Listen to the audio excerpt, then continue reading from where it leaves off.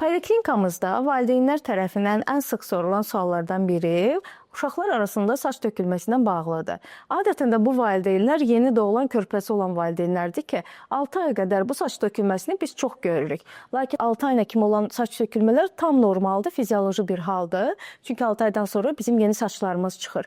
Lakin bu saç tökülməsi 12 aydan artıq da davam edirsə, biz bunu artıq araşdırmalıyıq. Altda yatan səbəbi aşkara çıxarmalıyıq. Növbəti qrup uşağımız 2-5 yaş arası olan uşaqlardır. Hansı ki, bu yaş dövründə olan uşaqlarda ən çox dəmir, sink, digər mikroelementlərin çatışmazlığı ilə bağlı olur. Yanaşı olaraq isə bu dövrdə çox infeksiyalar keçirildiyi üçün uşaqlarda infeksiya keçiriləndən sonra saç tökülmələri qısa müddətlik təsadüf olunur. Digər yaş qrupumuz 6-10 yaş arası qrupdur. Hansı ki, bu yaş dövründə rastlanan saç tökülmələrinin daha çox səbəbi autoimmun xəstəliklərlə bağlı olur.